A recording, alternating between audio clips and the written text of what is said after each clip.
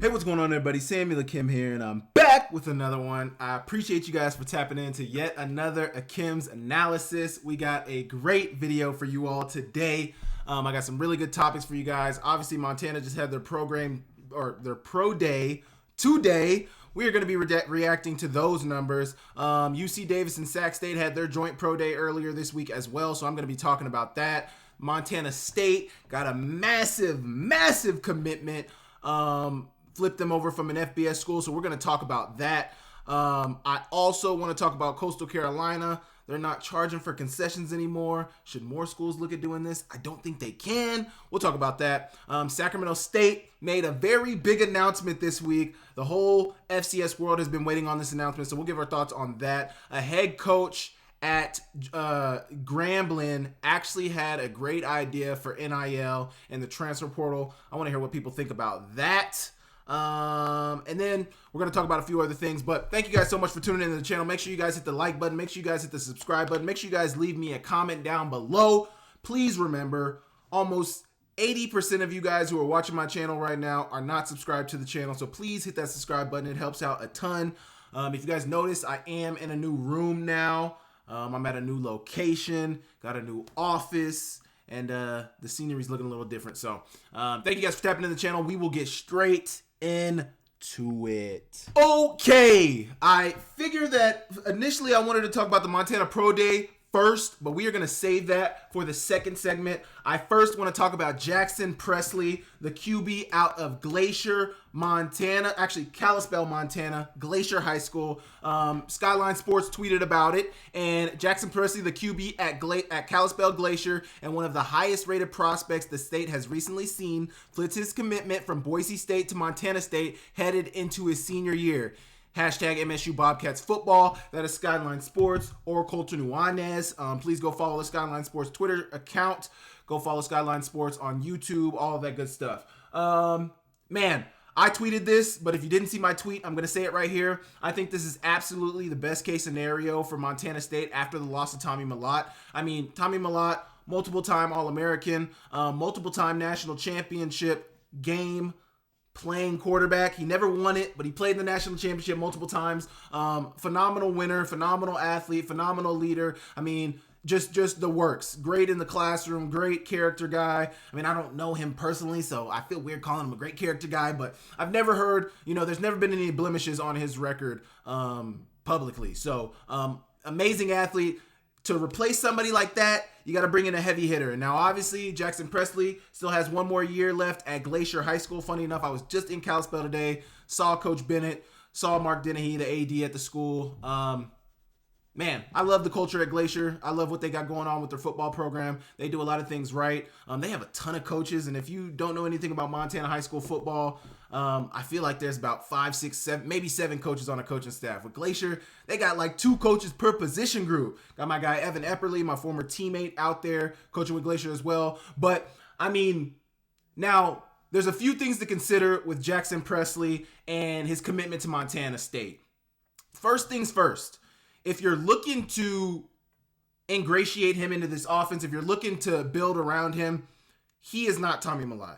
And that is not an indictment on Tommy Mellott, and that is certainly not an indictment on Jackson Presley. It is just simply a fact. Jackson Presley is not Tommy Mellott. But also, Tommy Mellott is not Jackson Presley. Now, obviously, he's only done it at the high school level, so I don't want to 100% make any broad stroke, assumptions or anything like that, but I would venture to guess that Jackson Presley is probably a better passer of the football than Tommy Mellott. Now, he's still in high school. He's still got another year to go, and there's a whole lot of development that has to happen from now and then, too. But if FBS schools, SEC schools were going after this guy, and now he's going to Montana State, that is a win. He's a 3-star recruit for a reason. He's absolutely torn up high school football out here in Montana, and, I think it only spells good things for Montana State. Now, I didn't even finish my Tommy Mellott point. Your offense with Jackson Presley has to look completely different than what it did with Tommy Mellott. Jackson Presley is not going to do a bunch of read option. I mean, I don't know. I don't want to. This is a high school kid, so I don't know how athletic Jackson Presley is, and I personally have not watched his huddle film or done a ton of research on him as an athlete. I've watched a few games from him. I watched the state championship game, and I've watched him throughout his career in high school. He's a really good player, throws a pretty football, all that good stuff. I don't think Jackson Presley is the guy who runs a Tommy Mellott type system. I think you're going to have more of a passing-centric offense. I think he's more of a pocket passer. I don't think he's a guy who's a mover who can use his legs. I think at the high school level, anybody can really use their legs. I haven't seen his film, so I don't know if he's a runner like that. But I have a feeling that they're recruiting him to be different. They know he's not Tommy Mellott, so they wouldn't have offered him. I mean, if you're in the state of Montana, you got to offer this guy. If you don't offer this guy, you just must not be confident in your ability to recruit, because he should have a Montana offer and he should have a Montana State offer. Shoot, he should even have a Tech, Western, Northern, Rocky. He should have every school in Montana. I don't care if you think you can get him or not. He should have an offer. I'm sure Tech probably didn't think they would get Mahelish, but they got him. So, I mean, all you got to do is give him an offer. And, I mean, that's what Montana State did. I don't know how active Montana State has been in recruiting him. And he actually just sat down with Colter Nuanez last week. This is going to be dropping on Tuesday next week. It's Thursday this week.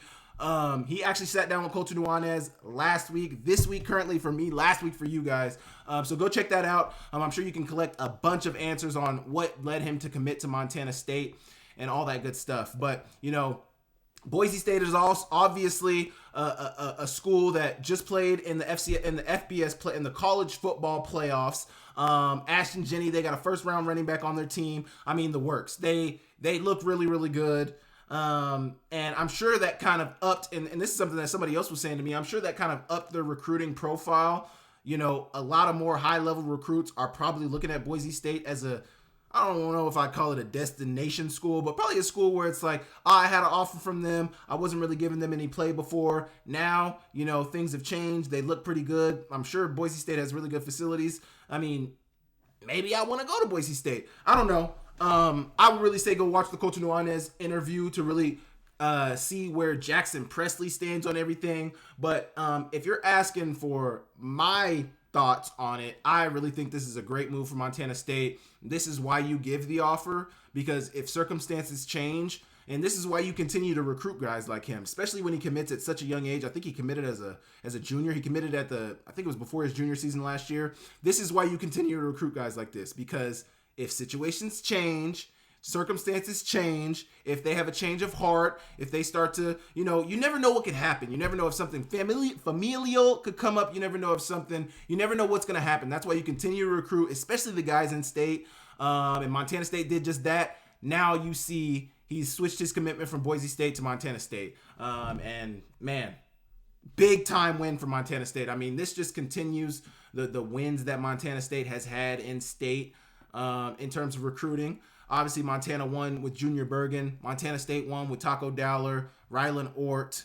Now, obviously, these are a bunch of guys that ended up being really good players. I don't know what they were coming out of high school. Adam Jones, to name another one, who almost won the Jerry Rice Award for the freshman of the year, the best freshman in the country. I mean, it just seems that Montana State has consistently hit on their recruiting, and it feels a little bit that Montana's fallen a little short. Not that they can't pick up the slack, but yeah. Jackson Presley, big-time recruit out of Glacier High School, going to Montana State. Obviously, it'll be a year until he gets there. He's the class of 2026, so he'll play his senior year at Glacier this year, and hopefully, if nothing changes, he'll be going to Montana State the following year. So you guys let me know down below. Do you guys think this is massive for Montana State? Do you guys think this is as massive as I do, or do you guys think it's do you guys think, and what do you guys think about the fact that he's a thrower, and historically, at least, I don't want to say historically, but at least the last 5 to 10 years, Montana State's been a heavy running team.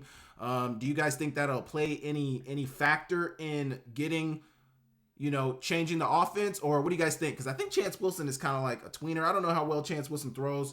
I know he can run the ball. Who knows what the Stanford guy is going to bring Justin Lamson this year. So we will see. You guys let me know what you guys think about this move for Montana State down below, and I will move on. Okay, next we are going to be talking about Montana's Pro Day. They had their Pro Day this past week, last week for you guys, this week, today for me, and I think it was a pretty good showing.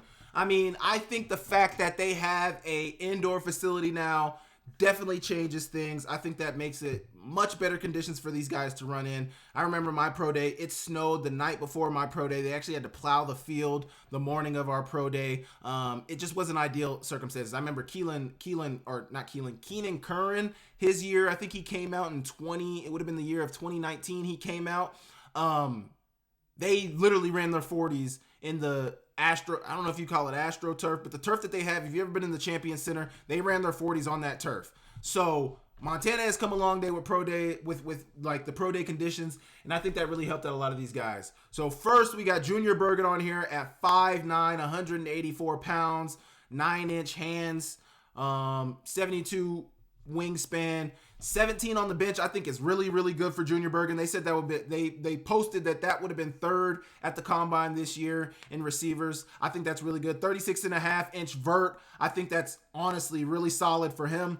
10-foot broad. I think that's good, not great. I honestly don't think that's super even good. I think it's okay. You know, you'd obviously like that to be higher, probably around 10.5, but 10 I think is solid. The 40, the 4.52 for Junior Bergen, I think is a really, really good time. I don't think his speed is something that jumps out, and I honestly thought he would be high 4.4s. 4.5s. I really thought he'd be in that 4 or 5 range. So to see him run a 4.52 is, I know that's a good time for him. He's a returner, but you turn on the film, he makes guys miss, and he's got good vision. You know, I don't think he's somebody that's a burner. I don't think he's somebody that's necessarily gonna fly past anybody. He's got game speed, and his 40 checks with that, you know, with that 4.52. Pro Shuttle, the 4.22. I think for a receiver, you would love for them to be a little lower than that, but I think that's a solid number. I mean, 4.2 is not terrible by any stretch. I just always think back to how Troy Anderson ran a 3.9 at, what was he, probably like 230, 240. I mean, just a freak. Anyway, the L cone, he got a 7 flat in the L cone. So from juniors, in juniors case, I think these are pretty solid numbers. I think this is a pretty good showing for him. You know, I was talking to somebody who was in attendance at the pro day, and they were telling me that they felt like his numbers are just where they needed to be. You know, had they been any lower, had he had a 4.6, had he had a 30 or 32-inch vert, had he had maybe 10 reps on the bench, that might have not got him a look. One thing I do think that helps them out a lot too is they had a ton of scouts. They had, I think there's 9 CFL teams, 8 or 9 CFL teams. They had 8 CFL teams there. Obviously, because Keelan White is there, not to poo-poo on any of the other guys, but Keelan White and Hayden Harris, 2 Canadians, Hayden Harris being a dual citizen. I mean, come on. CFL teams got to show out. We're going to talk about that. Well, actually, I can talk about this right now. I saw a post that was retweeted by Sean Rainey. I want to give him his credit, but it was an article written by, I have it in my notes right here. It was an article written by Marshall Ferguson. I guess he covers the CFL. They have Keelan White going first to Calgary in the CFL draft. Calgary was at pro day today, but that is honestly crazy. If Keelan White goes first in the CFL draft, oh my goodness, I don't know. Anyway, Junior Bergen, good day for him. I think these are really good numbers for Junior. Yeah, I mean, great day for him. Brandon Casey, 6'5.5", 309 pounds, 9 3/8, 9 3/8 hands. I don't know if that's big or small hands. I feel like I lean towards saying that's smaller hands for a lineman. 78 1/8 inches. Is that in feet, or I think that's inches? 78 1/8 inches wingspan. I guess you take half of that and do the arm length. I don't know a lot of time. 27 on the bench, 30.5-inch vert, 9-foot broad, 5.5 or 5.5 on the 40. I don't know what you're really looking for a lineman. I think 5. I don't really think the 40 matters for linemen. I think it's really cool when they run fast, but I don't think if they don't run fast, you're like, knock him off the list. 4.65 on his pro shuttle. That honestly seems pretty good to me for a lineman. And then an 8.03 on the L. I don't even think a lineman needs to run the L cone. When is a lineman ever putting his foot in the ground? I mean, they do have to put their feet in the ground and change. I mean, I don't even think a lineman is really changing direction. I remember our coaches used to always say on screens, Don't make it too difficult for the linemen. If they're supposed to block somebody, do not block their guy, because these guys are not going to put their foot in the ground and change direction. Make it easy for the linemen. That's who I need to block. That's who I blocked in practice all week. So get out of my way when the play is called and my guy shows up in your face. I think that's a pretty solid day for Brandon Casey. To be fair, with linemen, I don't really know. I think the bench really matters a lot. I think the pro shuttle has some value for linemen. I think maybe the 40 has a little bit of value. I think the vert and broad have good value for linemen to show explosion, but I don't know. I always hear when they talk about linemen, I see them talk about the wingspan and the hand, or the wingspan. I don't even really see the hands. I see the wingspan. So they didn't do, I mean, I'm sure they did individual lengths, but they don't have it on this graphic, obviously. But solid day from Brandon Casey. Aaron Fonts, 6 foot, 169 pounds, 8-inch, 3 3/8 hands. Not spectacular right there. 73 5/8 inches arms. He did not do the bench press. 31.5-inch vert. Not great there. 9 foot, 9-inch broad. Honestly, not great there. The 4.78 is not incredible, and the 4.43 is not great either. And then he did not do the L cone. I'm not going to sugarcoat this at all. If you guys know anything about me, you guys know I played with Aaron. These are not great numbers. And I'm saying that from somebody who had a terrible pro day. My pro day numbers were dog shit. I'll tell you, I'll be the first one to tell you. My pro day numbers were bad. But from a guy looking to go to the NFL, who honestly didn't have an amazing senior year, you know, your last season stats weren't great, to put up numbers like this on your pro day, it certainly doesn't help you. And I'm not even, like, when I tell you this, I'm not trying to say this to be harsh, and it feels more harsh because I do know Aaron and I have a relationship with Aaron, but these aren't great numbers. These are not great numbers. I'm not going to sugarcoat it at all. I don't know if he's going to get another workout or anything like that. And I don't even know if Aaron has huge professional football aspirations. But, you know, a 4.78 from a receiver is not great. Not great at all. You know, I ran a 4.69. I played in the USFL. I felt like I was somebody who could have played in the NFL. And I feel like my 4.69 greatly hurt me. So a 4.78 from a receiver, especially, like, you got to understand, like, I'm 6'3", almost 6'4", you know, 220 at the time for my pro day, running 4.69. Aaron is 170 pounds, man. He's not super big. So I think when you have a smaller receiver, that's, I think, what also, I mean, obviously circumstances are different, but the receiver from Oregon, I'm blanking on his name right now. You guys know exactly what I'm talking about. The super light receiver. He's like 150 pounds, 5'5", 5'6". You know, he's not very big. He ran a 4.5, and people are saying, oh, that's not fast enough for somebody his size. Somebody as small as him running that slow, they'll never be good. So, I mean, with Aaron is 6 foot tall. He measured it at 6 foot, but the 4.78 is not great. We will move on. Hayden Harris measured in at 6'5", 257 pounds, 10 inch, 1/8-inch hands, 78-inch wingspan, 25 reps on the bench press. I think that's pretty good for a DN. 25 seems really good for me. 29.5-inch vert. I don't think that's great for a DN. You know, you want your DNs explosive. Now, how much does the vert show explosion? I think it does a decent job of showing explosion, but I think it's kind of a mixture of the vert and the broad. And he jumped 9.7 in the broad. Also not spectacular. I don't know what the average is for DNs, D linemen, DNs. We'll say DNs and linebackers. I don't know what the average is for these guys, but this seems a little low for the DN position to me. 4.81, I think that's solid. You know, you see DNs these days running 4.5s, 4.6, some even 4.4, but I think 4.81 is decent enough for a DN. 4.51 in the pro shuttle. I believe my pro shuttle was a 4.5. That's why I'm talking to you right now. 4.51 in the shuttle. He's a DN though, so I think that's honestly pretty solid. L cone at 7.4. I don't think that's terrible either. So I would honestly say this is a decent day from Hayden Harris. You know, I honestly don't even know where he could have improved at. I mean, I think the broad and vert is probably where he probably could have done better. Maybe the 40 being in the 4.7, maybe. Maybe a little lower pro shuttle, maybe a little lower L cone, but you got to think he's 6'5", 257 pounds. So I think these are pretty decent numbers for Hayden Harris. He's obviously another guy who has CFL potential as well.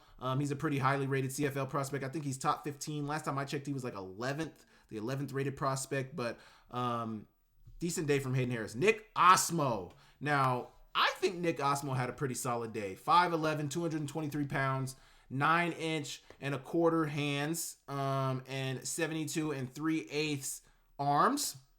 25 reps on the bench. I think that's amazing. 34-inch broad, 34-inch vert. I think it could be better, especially for a running back. I think you want your running back to be explosive, so you'd love it to be in the 37s, 38s. But for Nick Osmo, I think a 34-inch vert is pretty solid. 9 foot, 11-inch broad. That's probably where you could have improved at. You know, I like the bench. I like the vert. I think the vert is good enough. 9 foot, 11-inch broad, I don't think is great. 4.57 I think is really good. 4.27 I think is decent, and 7.12 I think is pretty solid for Nick. I mean, all of these numbers are really good. I don't get it twisted. These are really, really good numbers, and I think Nick Osmo probably, if you're judging on who had the best day collectively, out of everybody on this list, I think Nick Osmo had the best day out of all the guys. I truly think Nick Osmo had the best day. I mean, you just look at his numbers from the running back position, 25 on the bench, and he was training with Real Athlete out in Portland, Oregon. I know him a little bit, and man, they do good work out there. But Nick Osmo, hats off to you, brother. Great day. Great day. We don't have to say too much about Nick Osmo. He had a really good day. Keelan White, last and final guy. Keelan White measured in at 6 foot, 190 pounds, 9 and 3/8 inches hands, 75 and a quarter arms. I think that's pretty solid. Pretty solid arm length. It's so hard without seeing, because I know like mine were 34-inch arm. Like each of my arms is 34 inches long. I don't know how to do it when you put the whole number. I mean, obviously I could do the math in my head, but we're not finna do that, man. 12 on the bench. I think that's decent. 32.5-inch vert. I think that could be better. You obviously want that to be better. You want your receivers explosive, but decent right there. 9 foot, 9-inch broad. Could be better. Not great. Not terrible either. It's not great though. 4.65. This is probably where Keelan thinks he could probably do better at, and that's probably where he's kicking himself. Where, you know, I wish I would have gotten that 4 or 5 range. 4.65 is not terrible from any stretch. Just like I said with Junior, same with Keelan. You don't turn on his film and you think, oh, this guy's running past everybody, because he's not. Keelan runs good routes. He's very technical in his routes, and he's got very good hands. That's where his game stands at. But 4.65, obviously you want to do better on that. 4.21 in the pro shuttle. I think that's decent. I don't think it's terrible. I don't think it's great either. You know, I think a lot of times with a receiver, you want to see low 4s, like 4.1, maybe even 4.0 in the shuttle, maybe even 3.9 something.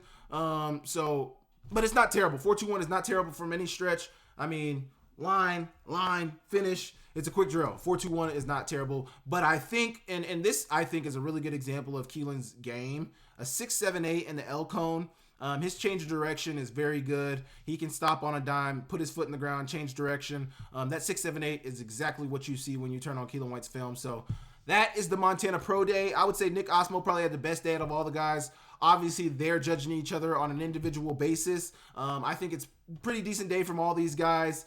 But yeah, you guys let me know what you guys thought about the Montana Pro Day. Were any of you guys in attendance? Who do you guys think had the best day? What do you guys think about these numbers? Who do you see getting an opportunity in camp? Does Nick Osmo sneak into somebody's camp? Now, honestly, Nick Osmo hadn't been somebody that I had thought about prior to Pro Day, you know, because, I mean, Nick Osmo dealt with so many injuries during his career, thought about retiring during his career. I mean, so many times, you know, I didn't even think Nick Osmo would do a pro day. And for him to come out and have a day like this, I think it's very impressive. I think he put on a really good showing. And, you know, I think he's given himself an opportunity to potentially, I mean, I think Nick Osmo is not somebody that you immediately think of and think, oh, he's definitely getting a shot in the NFL. I don't think scouts were thinking that either. But I think after you have a day like this, you definitely look at him and you say, man, you turn on the film, he's a bruiser. He knows how to hit the hole. He's had a very successful college career. He's in the record books out in Montana. I mean, why not give him a shot in camp? Why not give him a shot on the 90? See if he can make the 53. I mean, it's worth a gamble, I think. So you guys let me know what you guys think about that below, and I will move on. Okay. I didn't think I was going to be able to talk about Montana State's Pro Day, but I went out of town. I was supposed to take my drive, so I was going to edit Akem'S analysis on the road, and then I was going to post it, and it was going to be up on Tuesday. Well, I got to Oklahoma. I didn't have my drive, so here we are. I have time to talk about Montana State's Pro Day. It was phenomenal. Sorry about my voice. My voice is a little gone, but I was very impressed by Montana State's Pro Day. I thought the guys absolutely balled out. Tommy Mellott. Let me be the first to say, if you've watched Akem'S analysis, you know I did not think Tommy was a 4-3 guy. I had heard the rumors, oh yeah, he might run a 4-3. I didn't think Tommy Mellott was a 4-3 guy. I will be very honest and very fair about that. Not to say that doesn't take absolutely anything away from who Tommy Mellott is as an athlete and what he has done on the field. But I just didn't see 4-3 in his bag. I thought 4-4 was a lock. I see 4-4 in there, but I mean, I don't know. I got to call a spade a spade. I was hating. I wasn't intentionally hating, but looking back on it, not giving him the 4-3, Tommy Mellott is a 4-3 guy. Tommy Mellott, we'll talk about his numbers first because, you know, obviously I think he was the guy who kind of really stole the show. 5'11", 200 pounds. I don't think 200 pounds is heavy for Tommy, but that's a solid boy right there. Not that I ever thought Tommy was light. 8-inch hands, almost 9-inch hands. 29 and a quarter inch arms, not even in a quarter. 29-inch arms. 29-inch arms, 73-inch wingspan. 19 reps on the bench, which I think is really good for Tommy Mellott. 41-inch vert, phenomenal. 10-4 broad. I think that's good. Could be better, but I mean, that's more than plenty for Tommy Mellott. More than plenty. 10-4. 1-5 10-yard split. I think that is phenomenal. 1-5 10-yard split is really, really good. 4.39 40. Obviously, that's phenomenal. 4.2 pro shuttle. I think the pro shuttle could be better, but I mean, that's more than plenty. Anything I say with these Tommy Mellott numbers is simply just saying where they could be better. But his day was phenomenal, so I don't want to give any down. I don't want to down talk this day because Tommy Mellott had a phenomenal day. He really impressed scouts. I know the numbers that he put up are exactly the numbers that he needed to put up. Given who Tommy Mellott is as an athlete, given who Tommy Mellott is as a player, I should have seen this coming.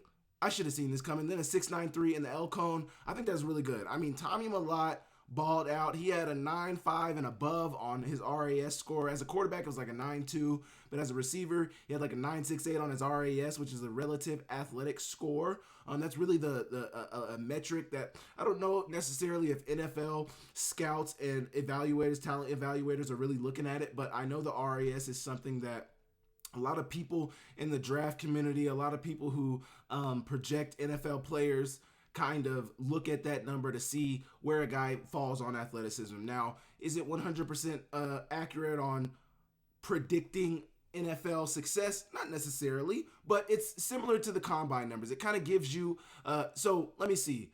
You do your SAT, you do your ACTs. I don't know about the SAT, I took the ACT, but when you take the ACT, you get a composite score. I would say the RAS is a form of composite score. And, you know, I think for the ACT, the highest is 36. So when somebody gets in the 32s, 33s, you're like, oh, that boy's smart. Well, the highest you can get on a RAS is 10. It maxes out as 10 on a scale from 1 to 10. Tommy Mellott's at a 9.68. That boy good. That boy athletic. So, I mean, judging from the RAS score and just judging from the numbers, you don't even need the RAS score. You look at the numbers, and anybody who knows ball, anybody who knows speed, agility, the pro shuttle, all those, anybody who knows those drills knows the numbers that Tommy got is really, really good. So that's what I have to say about Tommy Mellott. He had a phenomenal day. I'm really excited. Actually, that's not all I had to say about Tommy Mellott. I'm really excited to see what he can do at the NFL level. I'm really, really excited to see what he can do at the NFL level. I'm excited to see who gives him an opportunity. I tweeted after his pro day that, I just asked the question, should Tommy Mellott's pro day get him drafted? And who's to say it shouldn't?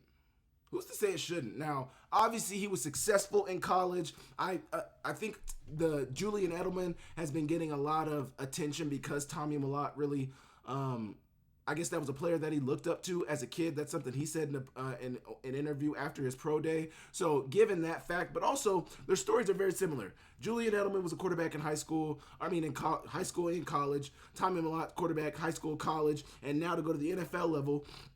Very athletic quarterbacks, decent level of speed from quarterback, not even decent, really good speed from Tommy Mellott, but from Julian Edelman's standpoint, he ran a 4.5. Not the fastest guy, but fast enough. Very, very agile. His agility metrics, at least in Julian Edelman's standpoint, were very, very strong. I think he ran a 3.9 in the short shuttle, and then his L cone was like a 6.4, 6.5, something like that. So phenomenal numbers on the short area quickness. I think Tommy Mellott, really good numbers from Tommy Mellott as well in the short area quickness, but I think we could have a situation like that. Tommy Mellott won in college. He went to multiple national championships. He won a Big Sky title. I think he actually might have won 2 Big Sky titles. He won the Walter Payton Award. He won Big Sky Offensive Player of the Year. I mean, he's got all the superlatives, all the accolades. He's got them all except for a national championship, but we don't even have to touch on that. Phenomenal player in high school. Phenomenal player in college, and now he's looking to take his talents to the NFL, and quarterback doesn't necessarily fit him at the next level. But what does stand out about his game is that he's a phenomenal athlete. He can move fast. He can change direction, and he does everything at a very high level. So from that standpoint, I'm very excited to see what team is going to give him an opportunity. What team is going to give Tommy Mellott an opportunity? I don't know. I guess we will find out. But I just want to give Tommy Mellott his props. I also want to stand up and say, first and foremost, I didn't think Tommy Mellott was a 4.3 guy, and I was wrong. I'll be the first one to tell you I was wrong. If you guys want to come in the comments and tell me I was dead wrong, you guys will be well in your rights, because I was dead wrong. I didn't think he was a 4.3 guy, and he proved me wrong. So my hat is truly off to Tommy Mellott. I'm very impressed with what he did at Pro Day last week. And yeah, so let's talk about everybody else at Montana State's Pro Day. So at the top of this list, you got Brody Grebe, measured in at 6'1", 240 pounds, 10-inch hands, a little more than 10 inches, 31-inch arms, 77-inch wingspan. He got 25 reps on the bench. I think that's very good. 38 on the vert, very good. 10-4 on the broad, phenomenal. 156 on the 10-yard split. That's really what you want from, that's what the metric, obviously the 40 matters for DNs, but I think even more than the 40 for D-line, offensive line, defensive ends, that 10-yard split is very, very, because you want to see how fast somebody's getting off the ball, how often is a D lineman running 40 yards down the field, 50 yards down the field? Unless they're chasing somebody, it doesn't really happen. But that 10-yard split, showing that acceleration, showing that explosion off the line, showing how fast you get from point A to point B in a short distance, that really matters for D linemen, DNs, O linemen. So I think that's a really good number for Brody Grebe. He had a 4.6 on his 40. I think that's more than good enough for Brody Grebe. But also, I think people are kind of projecting him at multiple positions. You see people trying to do RAS metrics for him at D lineman. You see people doing RAS metrics for him at linebacker. You see people doing RAS metrics for him at fullback. I think he might have graded out highest on the RAS at fullback, and I could see Brody Grebe being a phenomenal fullback at the next level. But 4.26 on his pro shuttle and a 7.05 on his L drill. These are really, really good numbers from Brody Grebe, and I just think that these guys at Montana State went out for pro day and they were on a mission. And I think it also speaks volumes to the level of strength training that they're getting during their time at Montana State. I think it speaks to, the type of athletes that these guys are. But I think another thing that you have to look at is Tommy Mellott and Brody Grebe didn't necessarily look like they do now when they got to Montana State. So I think the ability of the Montana State coaching staff and strength staff and nutrition staff to be able to develop these guys and project on, okay, this is what they look like right now. What can we foresee them looking like 5 to 10 years down the road? I think that's what some of these numbers show, and I think they've been very successful in getting guys to be who they want to be. Brandon Hall, I might have talked about his numbers. I don't know if he did anything at Combine, but 6'8" on the height, tall punter, 232 pounds, 9.25-inch hands, 32-inch arms, a 79-inch wingspan. My goodness. 11 on the bench, 29-inch vert, 9 on the broad, 178 10-yard split, 475 40-yard dash, no pro shuttle, no L drill. I don't need to go too much into Brandon Hall's numbers. He's a punter, he's a kicker. What matters is how well he punted at Pro Day, and I'm sure he did a phenomenal job. The best punter coming out of the Big Sky Conference last year. also was at the combine. How many punters out of the Big Sky Conference make it to the combine? Somebody would have to give me metrics on that, but I didn't go to pro day, so I can't speak on how Brandon Hall did. We're gonna move on. Ty McCullough, 5'11", 175 pounds, 8'6" inch, 8-inch hands, 8-inch. I don't really know how to do these numbers. It's 8.625. 8-inch hands. More than 8.5-inch hands. Let's go like 8.5. Let's round it out to 8.5. I know they're bigger than that. 30-inch arms and 71, almost 72-inch wingspan. 9 reps on the bench, 35-inch vert. That's good. 10-3 on the broad. That is good. 163 on his 10-yard split. A 4.58 on his 40. I think those numbers are fine, well and fine. We got a 4.61 on the pro shuttle. That isn't great. And then you got a 707 on L drill. I like that L drill. 707 is good, not great, good. But the 461 is not great. But overall, I think this is a fine day from Ty McCullough. He's a receiver who I think kind of his speed is what really stands out. And I honestly would have thought Ty McCullough would be a 4.4 guy. Just based on what I see from him on film, what I've seen from him in games, I thought he'd move a little bit faster. Not that 4.58 is slow. I mean, there's more people in the world can't run 4.58 than they can. So anytime I'm talking down on these numbers, it's from the context of NFL football, from the context of professional football. 4.58 is fine. Yeah, good day from Ty McCullough. Good day from Ty McCullough. We already talked about Tommy. Rylan Ort at 6 foot tall, 212 pounds, 8.5-inch hands, true 8.5, 28 inches and 3/4, 28.75. I can do that math. On the arm length, and then 7'1", almost 72-inch wingspan. 23 reps on the bench, really good. 37.5-inch vert, really good. 9.9 on the broad, not great. You at least want to be at 10, I think, on broad. At least for any skill position, you want to be 10. You definitely want to be at least 10.2, 10.3, but 9.9 not great. 1.66 on the 10-yard split, 4.72 on the 40. For a safety, I think, you want him in the 4.4s, 4.5s, but I think you can get away with 4.6, 4.7. I could honestly see Rylan Ort being a guy who potentially, he's 6 foot 212. I could see him being a backer, but we'll see. We'll see what team gives him an opportunity. He's obviously a guy who's more so a box safety. He's going to be your strong safety, playing in the box, coming up, making hits. Obviously, any safety is going to have to cover decently well, but I think with a Rylan Ort, you know what he brings to the table. He's a hitter. He's going to rally to the ball. Effort is a big part of his game. Pro shuttle 4.32. And then the L drill 6.89, really, really good numbers. That 4.32 is good. And then that 6.89 I think is really, really good. So very strong day from Rylan Ort. I think overall, outside of maybe that broad and maybe the 40, probably getting at least the 4.6s on the 40. Outside of those two metrics, I think, these numbers are very fine from, the 23 reps on the bench and the 37.5-inch vert. 37.5-inch vert, that's explosion all the way. And that 23 reps on the bench, that shows your strength. Two of the things that I think showed up on film for Rylan Ort. So, like I always say when we're talking about combine and pro day numbers, is the numbers should confirm what you see on film, but the film should always come first.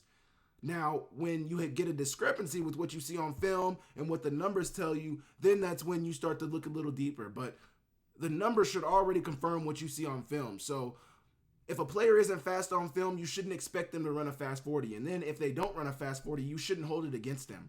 Rylan Ort is not somebody who I thought was going to run a 4.5 or a 4.4. So, and seeing him run a 4.72, that's not something that makes me think any less of him as a player. I already know what Rylan Ort is as a player. Moving on from that. Cole Sane, 6'3", 300 pounds, 9, almost 10-inch hands, 30-inch arms, 75.5-inch wingspan, 27 reps on the bench, 28.5-inch vert, 9 foot broad. He did not run a 40. He did do a pro shuttle, got a 4.76 on his pro shuttle, and his L drill was 7.9. I was really going to look for that 10-yard split for Cole Sane, but I think these numbers are fine. Maybe 27 on the bench I think is good. I think the most somebody got this year was 34, 35. Maybe somebody can correct me on that, but I think the most somebody got was like 35, 36 reps on the bench this year. So 27 is fine from a center.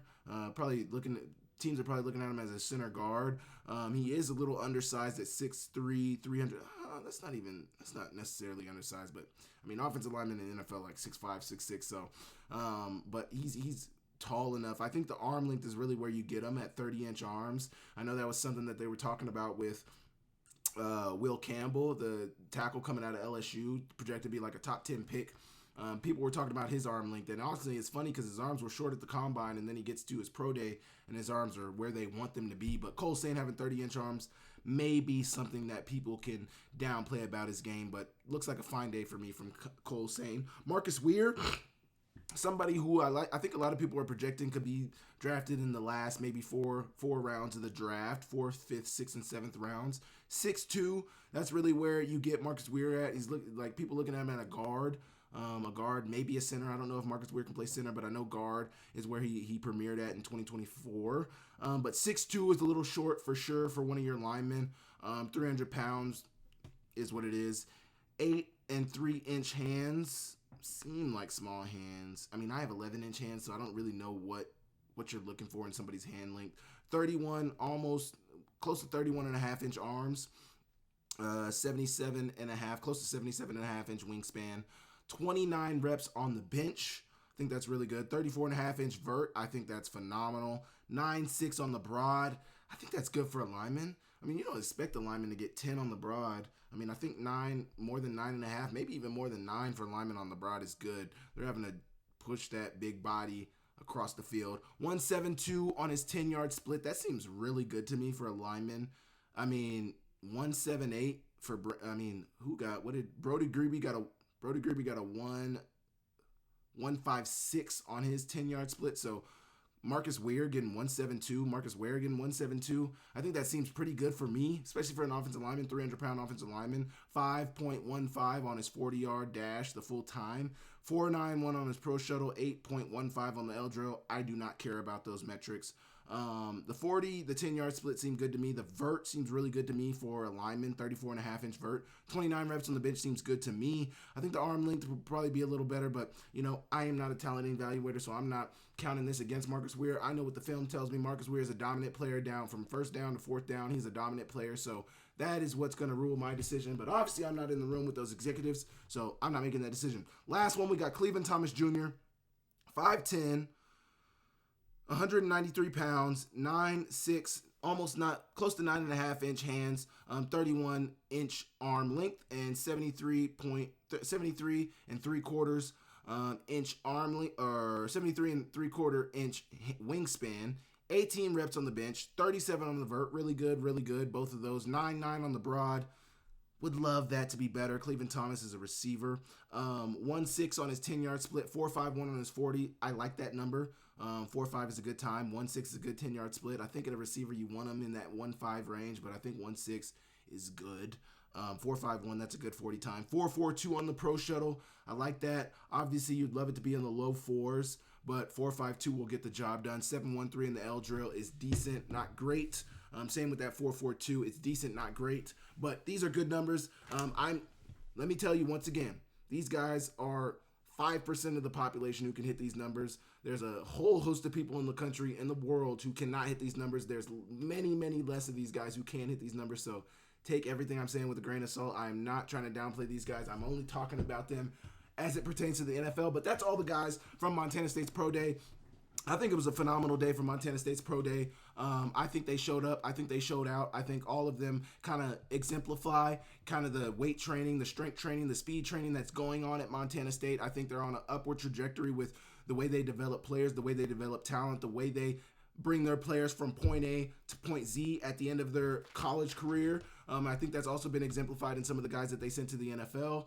I'm blanking on their names. Daniel Hardy right now, and then the guy from Bozeman High. Help me out. I'm blanking on my guy's name right now. Lance McCutcheon. Lance McCutcheon is another guy. Obviously, Troy Anderson is somebody you think of as well. Ty Okada is another one with the Seahawks as well. So I think there's been a foundation set at Montana State since the Choate days, and since Vegan has now come in and continued that.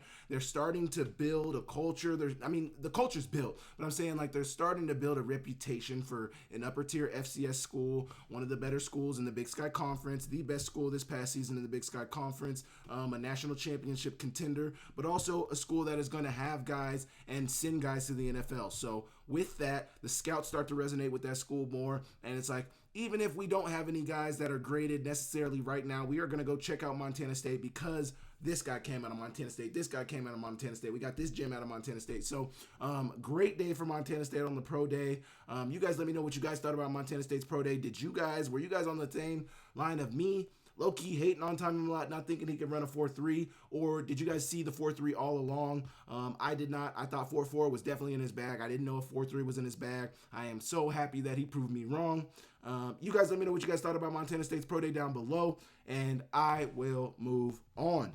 Okay, head coach of Grambling State, Mickey Joseph, had some interesting comments about NIL, the transfer portal, and allowing players to leave. We are going to play this video, which was taken, gosh, I'm going blank on the guy's name. I'll tell you after the video, but we're going to watch this video real quick, and then I'll give my thoughts about it. So here we go.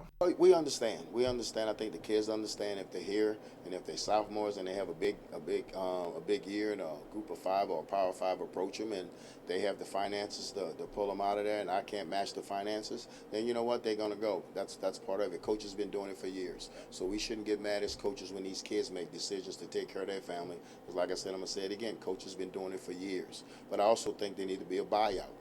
If they move up from me and go to group of 5 and power 5, I should get kind of a compensation for that, you know? So NCA, if you're listening to me, I need a buyout.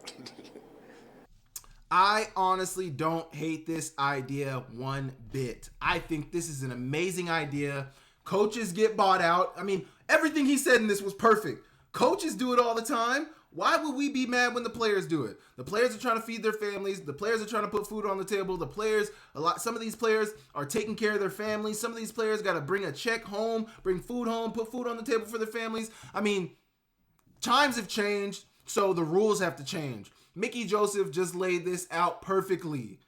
We need to start requiring these players to be bought out. Because one thing I thought about when he said that was, yes, a buyout, but buy me out of all the resources that I put into this player. Buy me out of everything that I've invested in this guy. I mean, especially from an FCS. Mickey Joseph is speaking from an HBCU standpoint, from an FCS standpoint. I mean, we, as he said, we as coaches, we as schools, we as institutions invest a large amount of resources into these players to make sure that they become the players that you guys can one day come poach. And if you guys are just going to come poach our players over and over and over, at least let me get some money for all the work that we've done. At least buy me out of what you're taking off of our team. Give me resources that I can then reinvest into another player. Because if you just take them from my team, we paid them the money. I mean, I don't know how much NIL Grambling is paying, and that's not to downplay Grambling or anything, but I don't know how much NIL they're paying, but like, make it worthwhile for you to come get our player.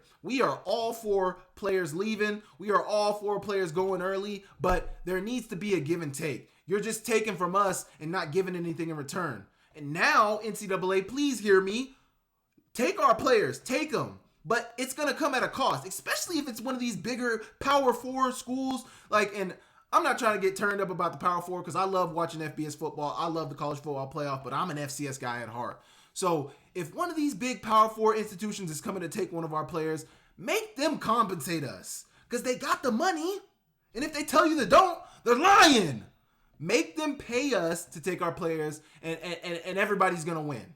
Because if we're getting compensated for a player that you want to get on off our team, and then maybe it's a situation where we say, okay, buy him out, and the school's like, we don't want him that bad. And then that'll also not only let us keep our player, but that'll tell them, the player himself, hey, they didn't really want you. They were just trying to build depth. You were going to rot on the roster, which I'm sure coaches are telling these guys anyway before they leave. But the grass, you don't get to find out the grass is greener or not until you actually take that leap of faith.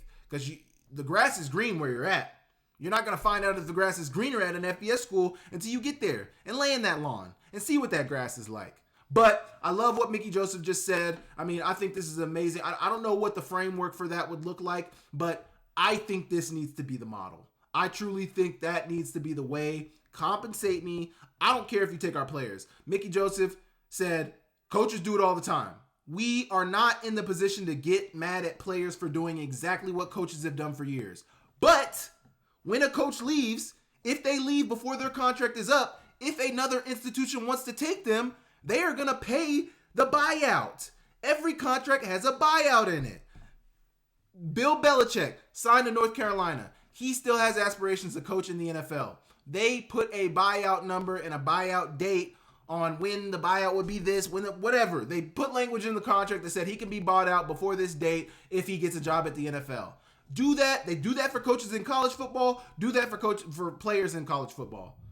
We will buy you out. If you want him bad enough, you'll be willing to spend the money. If you think he's going to help your program bad enough, you'll be willing to spend the money. But also, I just think, forget about, what it's going to help the Power 5 programs. I think the money that you get for these players is going to tremendously help out the FCS level. Not only is that going to help you, because we are losing players who we've already paid NIL money to. These best players that you guys are poaching, we paid our NIL money to them. Now, I don't know if those checks are clearing. Obviously, UNLV, there was a situation, but there might have been a miscommunication there. But I know it's happening at other institutions as well. But, we are paying these kids money. Please compensate us for the time, resources, and effort that we put into this kid so that you give us a buyout. That is then money that we can go spend on another replacement for him. Or maybe we can go get a drop down from the FBS level and replace. Who knows? But the system that's in place right now is bogus. FCS teams are going to lose every time in the system that exists right now. It's impossible to win. Not impossible to win on the field. It's impossible to win in recruiting. It's impossible to win in roster retention. It's impossible to win in NIL. It's impossible to win after the season. After that last day of the season, every coach is just sitting in his office waiting for players to come in there. Hey, coach. Hey, coach. What's up? You know, me and you go way back. Me and you, we good. We are always going to be good. But I'm going to be taking my talents to such and such. So, it's got to be a better system in place. There's got to be a more fair system in place. I think what Mickey Joseph just laid out seems like a framework that could, be something that could go in college football. Now, I don't know all the logistics. I don't know all the legal stuff that has to go on with that, but it seems like it'd be something pretty simple to implement if they just took the steps to do it. You guys let me know what you guys think about that. Do you guys think this is a potential system that could and should be implemented in college sports? Is at least college football, if not college sports, but a college football? Or do you think there's another way to do it? And if so, let me know down below. Either way, you guys let me know, and I will move on. Okay, I don't know why I took so long to talk about this, but Sac State. Okay, let me read the article. Per Pete Thamel, Sac State plans to file an application with the NCAA this week to transition from the FCS to FBS in football. They plan to do so as an independent. The school has already filed a waiver to transition as an independent in football, which requires NCAA approval. The school is planning to play football in the Big Sky for 2025, which is expected to be its last season there. If everything is approved, they'd be eligible for football postseason for 2025. They'd be ineligible for football postseason for 2025 and 2026. They'd then be football postseason eligible for the 2027 season. By transitioning as an independent, Sacramento State is positioning itself for FBS conferences. The reason for a waiver is because they aren't transitioning with a conference invite. So they have to ask the NCAA, hey, can we come FBS? I'm almost done here. The school sits in a top 20 media market and has been aggressive in hiring coaches and in NIL. So they've had a boatload of NIL commitments, NIL fund commitments. They've also brought in some really good coaches. They've also brought in some really good transfers out of the transfer portal. Former 5-stars, former FBS drop-downs. They've been doing really good work. I think the hiring of Brennan Marion is a great, great hiring. Sorry, I just got a phone call. This is exciting news. This is really exciting news for Sac State. Obviously, this is something that they hinted at, I think, back in January. There's been whispers about it all off season, and now we're seeing what it could look like. FBS news. Now, obviously, Sac State's still going to be playing in the Big Sky in 2025 if everything is approved and everything goes through. I expect them. I'm just be real right now. If Sac State is still in the Big Sky in 2025, I expect them to run the table. Now, we will see if it really looks like that, but if they are still competing against Big Sky competition, I expect them to be one of the better Big Sky teams. I don't know if they'll run the table, but I think they'll be one of the better Big Sky teams in the conference. Now, what are the ramifications of Sac State going FCS or FBS? Independent is the route that they're searching for, that they're looking for. They're looking to go independent, and then hopefully we go independent. A school sees what we got going on, and they're like, hey, let's bring Sac State over here. I think the hope is that they get Mountain West or Pac-12, but, I mean, anything can happen. But they go FBS independent. That means scheduling, I think, is going to be tough. I think, scheduling is the first thing I think of. Putting together a schedule as an independent school, I mean, you got to play people, on their open weeks, or, you got to find other independent schools to play. I mean, there's only... I think somebody was saying, Sam Herder was saying there's only 2 current independent schools. That's Notre Dame and UConn, I think. I think UConn's still independent. But outside of them 2, and UConn might play in the American. I can't even remember who the other independent school is, but there's only 2. It might be UConn. There's only 2 independent schools. If Sac State gets approved, there's going to be 3. I mean, I don't know. Revenue, going to be tougher. Scheduling games is going to be tougher. Finding people who want to play you. I mean, putting together a schedule as an independent sounds like hell to me. And I don't know what it's like to be an AD. I don't know what it's like to be a president, but that just sounds like hell to me. I know it's really exciting news for Sac State. They've been wanting to go FBS for a long time, but also recruiting seems like it would be harder to me than as an FBS independent, because it's like, we're FBS independent, but like, are we playing for a championship? No. Do we have an opportunity to go to the FBS college football playoff? Yes, we have an opportunity, but I mean, we got to win. Are they going to respect your schedule? Are they going to respect your competition? What does revenue look like? NIL? I don't know. I feel like there's a whole host of considerations that need to be made. I honestly feel like this is a premature move for Sac State. I feel like it's so hard to tell, because obviously if an FBS conference wanted them this year or even next year, they would have been asking them, and they'd be making the transition. Obviously, no conferences, at least on the West Coast, are looking to add a Sac State right now. That is why they're going the FBS independent route. And, you got to shoot your shot. I think this is a situation where Sac State's trying to bet on themselves and double down. They're trying to bet on themselves.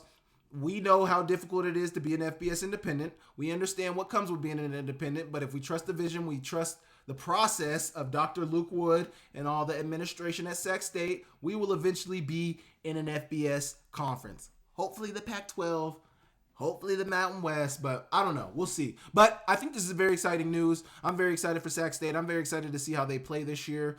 Excited to see those guys at the Big Sky Media Day this year. It's going to be a really, really good time. And it's going to be a really good year in Big Sky football. But Sac State filed a waiver to transition. We'll see how the approval process goes. But you guys let me know. Do you guys think this was premature by Sac State, or do you guys love this move by them? You guys let me know down below, and I will move on. Okay, real quick before we finish here, I just want to quickly talk about Jackson Slater and Larison's pro day numbers. They had their pro day. Sac State and UC Davis did a joint pro day. I think it was actually at Davis, but they did a joint pro day, and I want to look at their RAS scores. Now, Larison's RAS is unofficial. I believe Jackson Slater's RAS is his official, some of his official numbers. So I want to look at them and give my thoughts about it. So here we go right here. Here's Jackson Slater's relative athletic score. This is something that I think has blown up in the last 5 to 10 years is when I've really been seeing it a lot. And it kind of judges somebody's athleticism based on their combine numbers. And I think it's really good data. So 6'3", 318 pounds for Jackson Slater, 31 on the bench. Really, really good.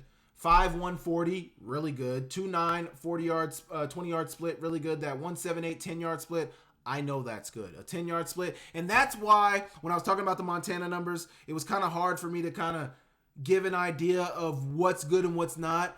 And not just because these are in green, but I know a 178 10-yard split, that's what you look for from your lineman, because a lineman is going to run 10 yards. If especially Jackson Slater playing guard, he is going to be pulling. he is, I mean, and obviously that's a little bit of change of direction, with, crossing over your feet, but also just getting out, being able to run. I mean, I think that's a good number. 4.7 on the shuttle. I think that's pretty good for a lineman.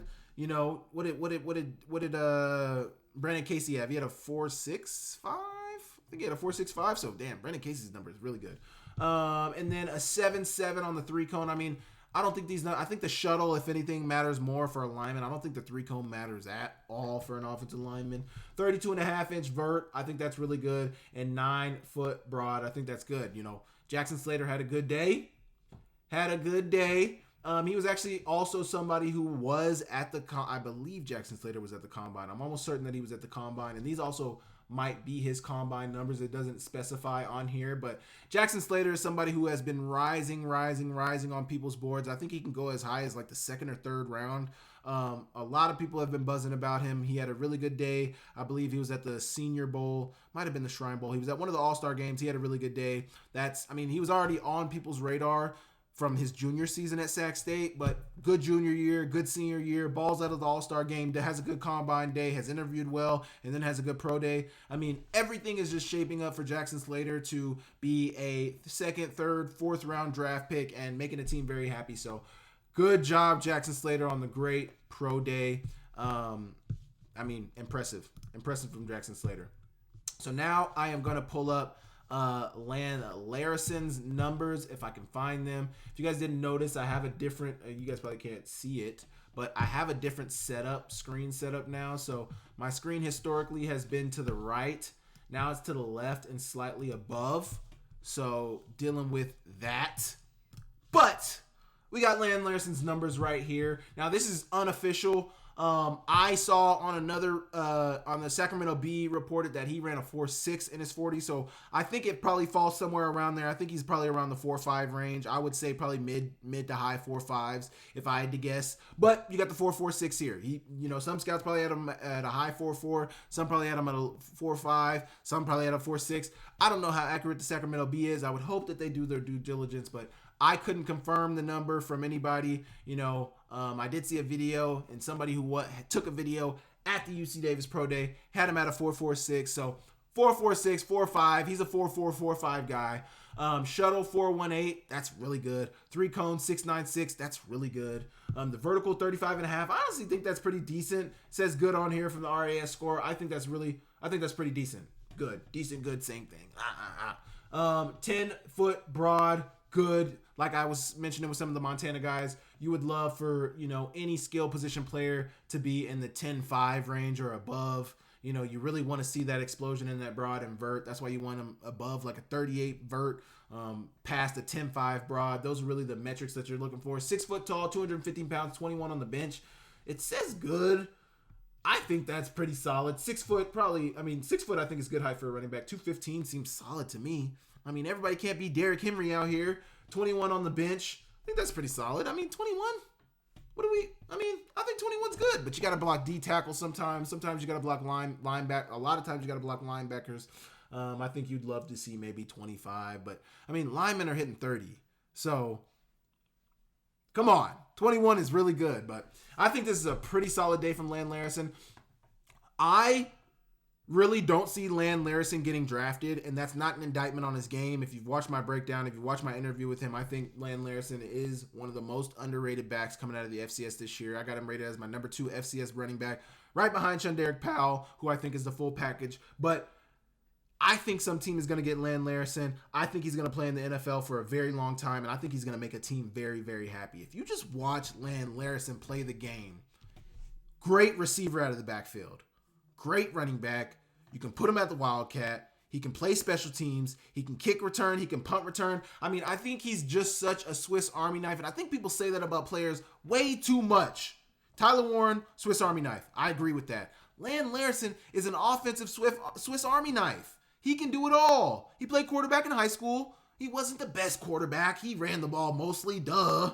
But, I think Larison is going to make some GM very, very happy. I think he's going to make some NFL team very, very happy. I foresee him being an undrafted free agent steal. If he gets drafted, I think he's going to be in the 6th or 7th round, and I don't doubt that he could get drafted. The film does not lie. He led the FCS in all-purpose yards. He led his team in rushing and receiving in 2024. Probably could have won the Offensive Player of the Year if Tommy Mellott hadn't had a great year. Won Offensive Player of the Year in 2023 when he missed time. So, I mean, Larison is going to be a really good professional football player. I think he's going to have a really long NFL career, and I think some GM is going to be very, very happy about having him in their building. So, what do you guys think about Larison and Jackson Slater's pro day numbers? Do you guys think they're stellar? You guys think they could have been better? What do you guys think? You guys let me know, and I will move on. Okay, just a last little Hail Mary that I want to talk about. Coastal Carolina just announced that all concessions will be free at home football games this fall. Fans can get 4 items per concession visit: hot dogs, nachos, popcorn, and fountain drinks, with no limit on the number of in-game visits. So does that mean I get a hot dog, I go to my seat, I eat it?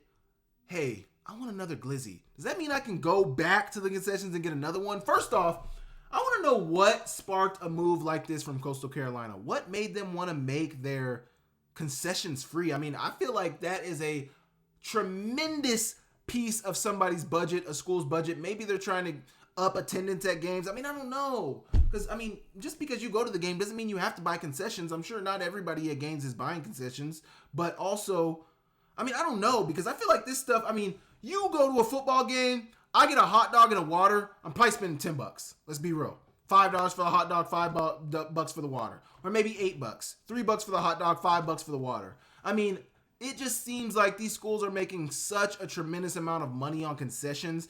I mean, I don't know how a school is able to just cut a budget line item out and be able to, I mean, I don't know. They obviously, I'm not the one doing their books. I am not a CPA. I'm not an accountant, and I am not doing their taxes. I'm not doing their finances or anything. They obviously can make it work, and they're going to make it work, but this is very interesting. I've never seen anybody do this. I would be interested to see, how it plays out. I mean, because, once you do something good like this, there's going to be that one person who finds out a way to finesse the system, who finds out a way to take advantage of the system. I hope it goes well for them at Coastal Carolina. This is something new, and I don't know how many schools will look to do something like this, just because, I mean, I feel like that's so much money from concessions. I don't have the numbers right in front of me, and I'd love if I had the numbers right in front of me, but I'm sure it's a tremendous amount of money that schools are making from concessions. So don't just want to cut something like this out of your budget if you're at Coastal Carolina, but they've obviously done the numbers.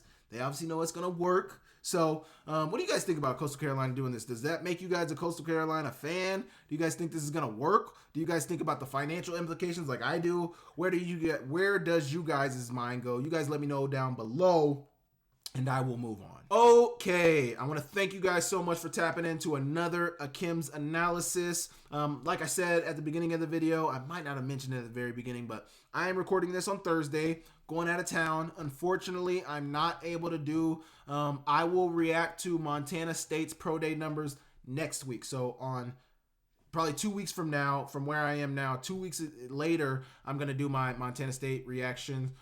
Just because the way the timeline's falling up, I'm leaving tomorrow. Therefore, Montana State's pro day is tomorrow. I don't have time to shoot tomorrow, and I won't this weekend, so I'm getting ahead. But I want to thank you guys so much for tapping into the channel. I want to thank you guys so much for showing love. Make sure you guys send my channel around to all your friends and family who want to keep up with Big Sky football, FCS football, college football. Let them know to give a brother a follow, give a brother a subscribe, a subscription, give a brother a like, come support the channel. I appreciate you guys so much for tapping into the channel. 80% of you guys are not subscribed. That means more of you guys need to subscribe. I appreciate you guys for watching the channel, but give me a subscription, man. It costs you nothing to hit that button. Nothing. Absolutely nothing. But yeah, I'll see you guys later. Thank you so much for tuning in.